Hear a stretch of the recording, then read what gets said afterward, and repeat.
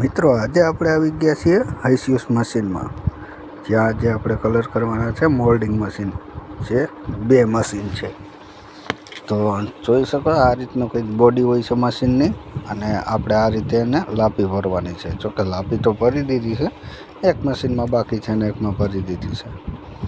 તો આજે આપણે આ બે મશીનમાં લાપી ભરી દઈએ, એટલે કે શોલ્ડર અને પછી આ એની ડાઈ છે. આ ડાઈ પણ લાપી વિસ્તર કરીને કલર કરવાની છે. તો પહેલાં આપણે બોડીમાં કામ કરીશું, જેમાં આપણે અત્યારે શોલ્ડર ભરીએ છીએ. શોલ્ડરનું કામ ચાલુ છે અને એના પછી કરવાનું છે ડાઈમાં કામ. એટલે કે ડાઈ હજુ થોડી ઘસવા ભૂસવાનું બાકી છે, એટલે આપણે બોડીનું જ કામ. આ બોડીમાં આપણે અસ્તર નથી મારેલું, એ પછી મારી દઈશું, પણ પહેલાં આપણે શોલ્ડરનું કામ કરીએ. શોલ્ડર ભરાઈ ગઈ છે બેમાં. આપણે શોલ્ડર ભરીને લાપી ભરી દીધી છે, જેનો વિડીયો આપણે નથી લઈ શકતા. લાપી આપણે ઘસવાનું ચાલુ કરી દીધું છે. લાપી ઘસાય છે.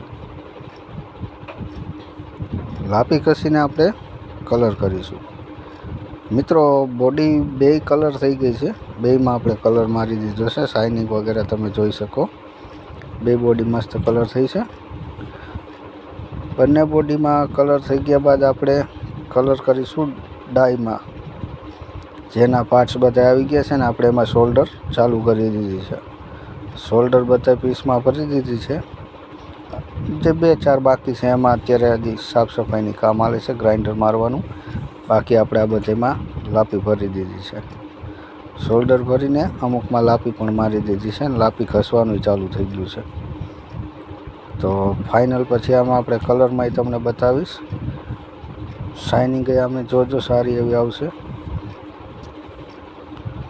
જો લાપી અંદરની સાઈડ ને બહારની સાઈડ જે કોઈ જગ્યાએ થોડા ઘણી બાકી છે એ મારી લઈએ, પછી જોઈએ.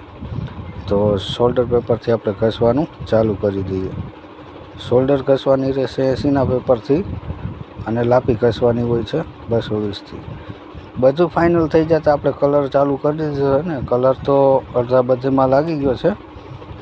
આ જેમાં બધેમાં બાકી છે એમાં કોટ આપણે મારીએ છીએ. મશીન બે ટાંકી દીધા છે, એટલે એ થોડા ખરાબ ના થાય. કલરમાં તમે શાઇનિંગ જુઓ. જોકે પરચુરન બધી વસ્તુ લાગી ગઈ છે કલર. અને આપણે 3 ડાય આવે છે, બાકી એના નાના મોટા પાર્ટ્સ આવે છે. ફાઇનલી અત્યારે આપણે કલર ચાલુ છે. રિઝલ્ટ બહુ સારું આવે છે કલરનું. સ્ટીલ ગ્રે કલર છે. એસડીનો કલર આપણે વાપરીએ છીએ.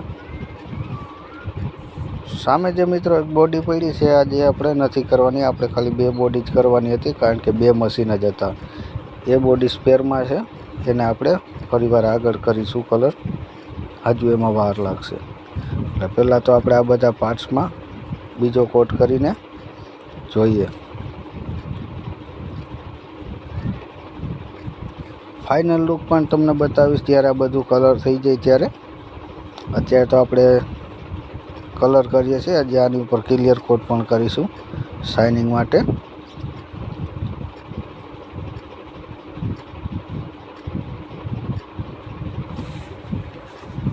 પહેલાં બધા પાર્ટ્સને આવી જ રીતે કલર કરી લઈએ. લાસ્ટમાં ક્લિયર કોટ પણ કરીશું.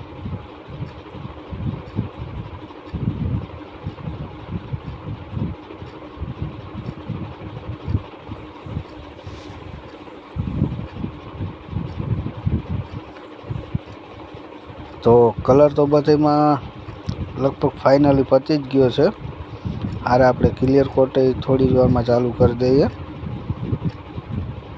ફાઇનલ રિઝલ્ટ બહુ સરસ આવશે મિત્રો, કારણ કે આની પહેલાં પણ આપણે જ્યારે કર્યું હતું ત્યારે ક્લિયર કોટ પહેલાં ના કરતા, પણ હવે કરીએ છીએ શાઇનિંગ માટે. ઓલરેડી કલરમાં તો શાઇનિંગ આવે જ છે સારી એવી, પણ ક્લિયર કોટ કર્યા પછી બહુ સારી વધારે શાઇનિંગ આવે છે. એટલે એ પણ તમને હમણાં બતાવીશ.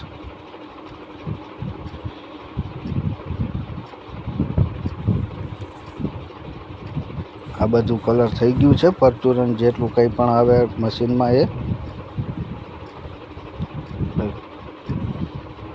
હવે આપણે ક્લિયર કોટ પણ ભરી લીધો છે. હવે જોઈએ શાઇનિંગ માટે. આ ક્લિયર ચાલુ છે અત્યારે, જે ગનથી આવે છે કલર નથી, ક્લિયર છે. આપણે ફક્ત ક્લિયરિટી તમે જોઈ શકો, શાઇનિંગ જે પડે છે, ચમક વધી જાય છે ટૂંકમાં કલરની.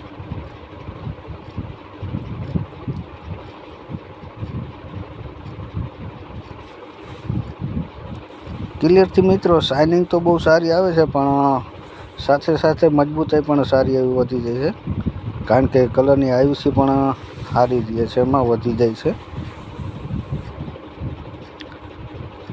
શાઇનિંગ બહુ સરસ આવે છે ક્લિયર મારવાથી, બહુ સારું એવું કામ છે. ફાઇનલ લુક પણ અમે જોઈ એટલે જો હમણાં લાસ્ટમાં આખો સીન આવશે, શાઇનિંગ સારી આવશે.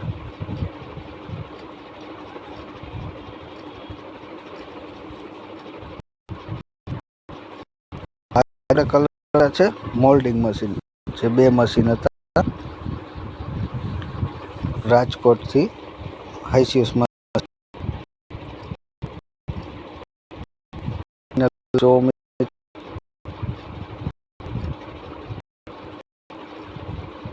બધી જ ડાય કલર થઈ ગઈ છે, શાઇનિંગ બહુ સરસ આવે છે. આગળ મળીએ ફરીવાર બીજા વિડીયોમાં નવા.